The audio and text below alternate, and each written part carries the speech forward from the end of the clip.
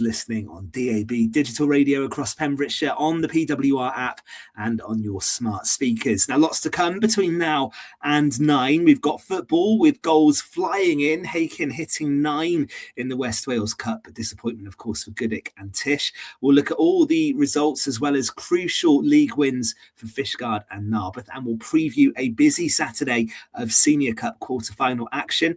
And Haverfordwest County keep the momentum going. We'll be looking at why Corey Shepard loves scoring screamers against Barla. And of course, we'll talk rugby with our special guest tonight, who is former Milford Haven RFC man, Chris Truman. He'll be with us to go into the Six Nations. We'll talk about some of the latest talking points from the world of Welsh rugby, and we'll hear about his own sporting exploits, including Ironman and some fundraising for charity as well through some other ultra running challenges. And we'll talk cricket as well. It might be February, but change could be coming with the county AGM around the corner. We'll look at what might alter in the world of Pembrokeshire cricket ahead of the 2026 season. We'll bring you the latest from tonight's women's matches in the Indoor League, and we'll cast an eye over the T20 World Cup as well, with England just about booking themselves a place in the Super 8 with a win against Italy this morning. That is all on the way on Pure West Sport between now and 9. So let's get going. Welcome back, Gordon Thomas. How are you? I'm very good, Ben. And yourself? Not bad at all, Gord. Thank you. Nice to have you back with us on the show this evening. As I did say actually on air last week, as much as I love you, I was glad you weren't here last Monday because obviously we had the Man U win over Tottenham, didn't we? Why would that be, Ben? I just you've got this Mickey taking style about you, Gord. I think I don't know. Your reputation does precede you somewhat in these circumstances. No. I don't know. Fraser Watson, how are you? Yeah, not too bad. I saw a rarity on Saturday, some rugby at the Obs. You did? Yeah, that went ahead. Llandau, the better side there, actually, convincing win over Milford. And by the time I got to the rugby kickoff, Hakin, of course, I caught a bit of them in the 4G. They were 3-0 up and down to 10 men. I wondered with that spark, come on and fight back, but not at all. 9-0. I couldn't believe how one-sided that was. So, no, nice to watch some sport locally. A lot nicer than watching it on the TV yesterday, that's for sure. Yes, and we'll get into the rugby in part 2 with Chris joining us. So we'll talk all about the Six Nations, including that Calcutta Cup defeat for England. That was disappointing for England, but it's blown the tournament wide open, hasn't it? With France looking on for that Grand Slam, and we'll look at what happened to Wales, of course, and we'll get Chris's view. So that's all to come in part 2. Get involved on the Facebook page as well. Let's hear what your thoughts were. Match day 2 done and dusted. No break either. We're straight into the third round of games, aren't we, this weekend? So lots to get through. Tom, evening to you. I think you were at the Oggy Bridge Meadow on Friday night, so you saw Courtney Shepard score another brilliant goal. Corey Shepard, yeah. It was fantastic. You could see it bubble out from the deflection from the defence, and it was like, he's going to hit it first time, and I'm so glad he did. What a strike it was. So a real pleasure to be there to watch that. Third clean sheet in a row. Was it 2, 4, 5, 6, 7 goals in 3 matches of this phase 2. They're really enjoying this campaign. And then a shout out to Broadhaven Seconds and Haverfordwest Cricket Club. They played on the Oggy Bridge Meadow Stadium 10:30 on Saturday morning, and it sounds like it was a thrilling cup tie. But I was playing mini golf in Saundersfoot at the time. Actually, the Tish game was delayed because of it, because it went to penalties. And ironically, Tish's game went to penalties as well. A long day at the Bridge Meadow. It was a long day at the Bridge Meadow on Saturday. Excellent stuff. Yes, a busy sporting weekend for you, Tom. Good job at the golf as well. We'll maybe talk about that in part 3, just so I can tell the story about my hole-in-one at Heatherton Crazy Golf Course, which is one of my greatest golfing moments. But let's get into the football as well. That good win for Haverfordwest, as we say, but it was the West Wales Cup. Fraser, you just touched on it, didn't you? Hakin United powering their way through a 9-0 win over Cumham. And is their name on the cup, do you think, this year? No, it's too early to say that, but it's certainly a big statement win for them. Cumham been going well in the West Wales Premier. Expected a much tougher game, and especially when Hakin, even though they're 3-0 up, went down to 10 men. And that's a red card Cam Thomas will probably learn from, I think, for dissent when you're 3-0 up to a linesman. It did look harsh from what I saw, but still, he gave the referee the opportunity to send him off. But then to go on and put them away like that, I thought was superb, to be fair. It's a big win, that. And I know in the Cup, they say it's all about being in the hat and getting through. But when you can put performance like that together, it's only going to help. It looks very hard to stop their momentum at the moment. They're still, a big shout of all 3 competitions. They played Moncton, I believe, at home, the Senior Cup. Yeah. If they get through that, it'll be tough. If they get through that, then that's the team second in the league who'll be out. And you wouldn't want to probably draw them in that either. So, no, look, they'll be up there with the favourites. I wouldn't say names on the Cup there, but they're certainly one of the clear favourites. They got a home draw now, Garden Village. No, away to Garden Village. Sorry, away to Garden Village. It's been changed, Fraser. There's a bit of... It was put out as a home, and next game was going to be a home fixture, but the West Wales Football Association have put the fixtures out now, and they're actually playing at Garden Village, who Goodwick lost to. That's right. Okay, but it's at Garden Village. Well, that Goodwick result will show you it's a tough trip for them. Oh, yeah. So 2 weeks' time, it'll be huge. It's on the road. It does make a difference on the road, but they're experienced enough now. They've won this competition last year. They've been away this year as well, so they won't be fazed by that. But it's only more tricky on the road, I think. Tricky game, definitely, but Gordon, I think the point I was about to make actually is that no one would want to play Hakin in that competition, having seen them just put 9 goals past Commandments. So 100%. Hakin are the team to beat in West Wales, to be honest with you. As Fraser's just pointed out, they lost in one cup final. They came back a few years later and won it. They are the current holders of the competition, and they got a very, very strong squad. It's not just the 11 who play. There's probably at least 16 to 18 players they can choose from. They got the luxury of that. And whoever isn't available due to injury, suspension, whatever it is, they got players that come in and do just a decent job as well. So they are the team to beat in the West Wales Cup and in Pembrokeshire at this moment in time. Disappointing for us, really, when it comes to you to see both Goodwick and Tish go out with like 3 teams. Tish, 3-3, a humdinger a game. It sounded like going out on penalties. They've still got the Senior Cup to come, but that's a tough blow for them. And it is. Tish haven't really recovered from the striker they lost in the previous cup at the Oggy Bridge Meadow. Aaron hasn't come back. I'm not saying they're a one-trick pony. They're not. Tish have got some really quality players. Adam Kingsbeer was back from suspension on Saturday. That made a big difference as well, and them to lose on penalties. It was a hell of a game. It was 2-2 after 90 minutes, went to extra time. Llandasi got ahead again, 3-2 after 107 minutes. And then Brennan Devon scored, I think it was a penalty period, 120th minute equaliser Tish got. And then it went to penalties and they lost 4-3. But they put up a courageous effort, Tish. They played on the Bridge Meadow more than they have in the history of their club in one season, to be honest with you. Wow, it's quite ironic, isn't it? They've played about 3 or 4 times there this season. I mean, good on them for getting the games going. And good on them for getting the games done and dusted.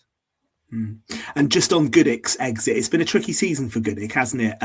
Going out, as we say, to Garden Village, who now play Hakin. Will there be some disappointment, do you think, to exit the West Wales Cup at this stage? Or do you put it down to the fact that actually that was always going to be a difficult away game? Oh, no, they'll be disappointed, definitely. It's a competition they probably would have targeted as maybe even their main priority at the moment, with the league title looking very distant prospect now. They've now got a huge game, I think, this Saturday. They'll be disappointed the way it's turned out as well. They obviously had the bus, spent hundreds on the bus, went up the week before only for the 4G to be flooded, have to come home. Then just to go back, it's always then difficult to then go back up 7 days later again, and unfortunately doesn't seem they're able to overcome that. They've got a huge game now, this Senior Cup tie with Bridge on Saturday. I think they've drawn with the last minute equaliser, first game of the season, earlier in the season to draw with Bridge. It's going to be a close, tight game, and it's huge for both, because it's it wouldn't be fair to say season over for both, but certainly Bridge, you're looking at, they've got no chance of a title. They're not going down. Goodwick, the title is still possible, but it would take a remarkable collapse for Hakin from here, I believe, and it would need Goodwick to win both games against the Vikings, home and away. This is a crunch game for them Saturday now, for both teams, really. Yeah, let's just talk about the league games that were played. And it was a remarkable set of results, actually, in Division 1 for the three sides at the bottom, because none of them lost and two of them had really notable wins. So let me just go through those results, shall we? Carew 0, Narberth 1, Merlin's Bridge 3, Kilgetty 3, and Penna Robbins 2, Fishguard Sports 4. So just when you think it is done and dusted at the bottom of the table. They're rallying. Yeah, they're rallying. What did you make of that? That was some good results there. I mean, fair play to Narberth. They've been the ones who've been slight free fall, haven't they? Yeah, we've been flying. We featured them last week, 4 wins under Jack Christopher. Unbelievable how that happened. Speaking to Dan Metcalf, obviously, if our team was at the game, he said that Narberth played a very physical game, stuck in there, we're tight, and then got the late goal from Lewis Band. So it could be huge there.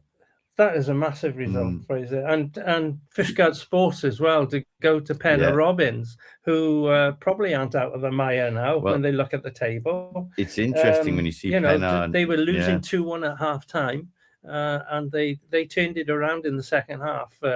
Fair play to Phil Jones's side, and to win 4-2, and it's a tremendous result. And there's still I think, is it Narberth got a few games in hand? That's right. Well, Fishguard have only played 12 games. Now played 16. Yeah. But you're right about Penna. They're now 4 points clear of Fishguard in the bottom two. Exactly. But Fishguard played 5 less games. Yeah. Clarby played 18 games. They're only on 18 points. They're not out of it yet. No. And Carew just about staying it after that. They're on 18 points. It's going to be a tight finish, especially if they're all picking up. And Kilgetty, Fraser, were losing 3-1 against the Bridge on Saturday, and they came back and they got a crucial point as far as they're concerned as well. It's good they've had an upturn as well. That's 4 points in the last 3 games for them. I just think they need more at this stage, just still 8 points off safety. Games to play, but well, obviously on their pitch, you can imagine this is a few. Yeah.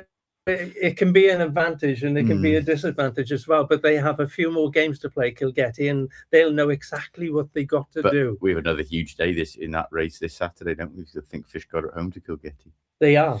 They are. Yeah, they are home. We'll mention those games. We'll mention those games of the weekend in just a second. Just one other score from Saturday in Division 1 as well.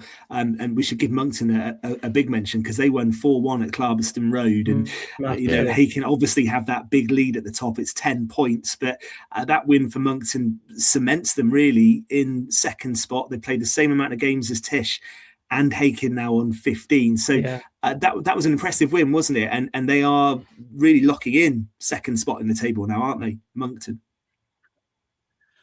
Yeah, they are. They have a good season, to be fair. They've been off Hakin in terms of that pace, but like you say, they are now looking good for a top 2 finish and have this huge Senior Cup game with Hakin on Saturday, of course, as well.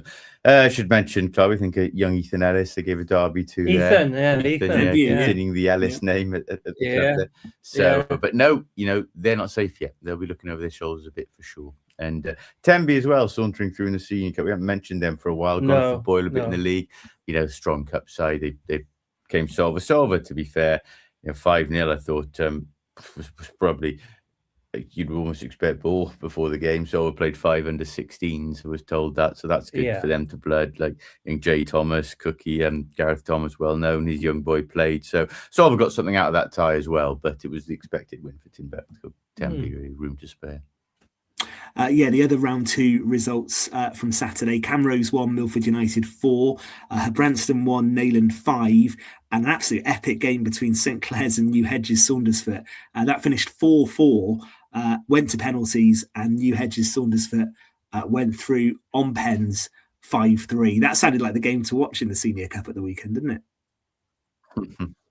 Yeah, definitely. And it's nice to be able to talk about some football this week. It's been rather difficult the last few weeks. There was a lot of football on Saturday, and hopefully we've had the worst of the weather now, and we can look forward to the business end of the season. And it's going to be some interesting stories along the way.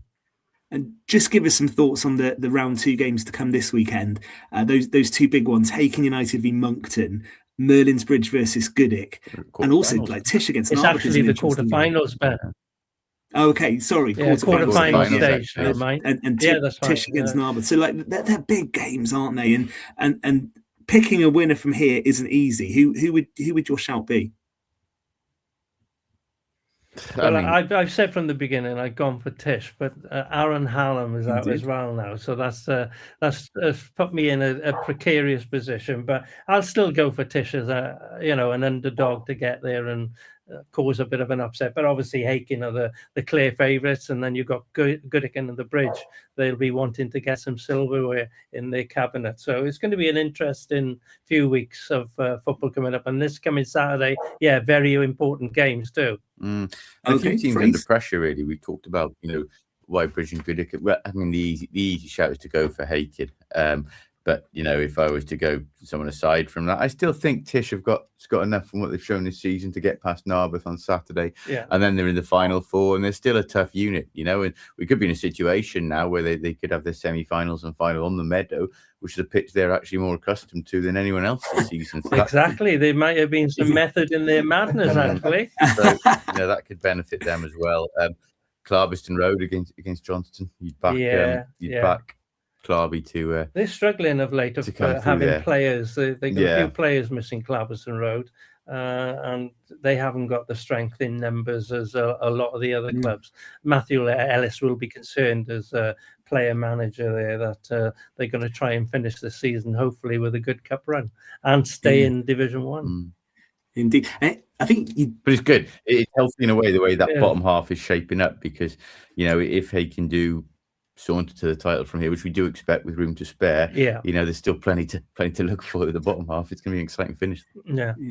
And Gordon made the point as well. Good to see so many games on. I think you do have to say well done to all the teams for getting games on, because it has been so wet, hasn't it? And I was quite surprised to see the number of matches that did get played this weekend, because we had a really bad week of rain again last week. So to get those matches on. I mean, at the Obs, it was supposed to be played at the Obs, but the official referee got there and felt that their pitch wasn't quite playable. So they moved it to the Gelliswick School, VC School, to play on their 3G pitch. I think Hakin would be delighted with that, wouldn't they? 9-0. Perhaps they move their home to Gelliswick. Could be a good idea, couldn't it? All right, listen, we will take a moment, and then I think we'll change the shape of the ball, and we'll talk rugby, and we will get into another busy round of Six Nations matches, and we'll get some thoughts from our guest, Chris Truman, who is going to join us. Your views as well. What did you make of Wales and Cardiff yesterday? Another tough afternoon for Steve Tandy's side. Scotland winning the Calcutta Cup, and Ireland just edging Italy on Saturday afternoon. So we'll get to all of that. Give us your thoughts. Part 2 of Pure West Sport on the way with Eaton-Evans and Morris Solicitors for a Monday evening. Eaton-Evans and Morris Solicitors.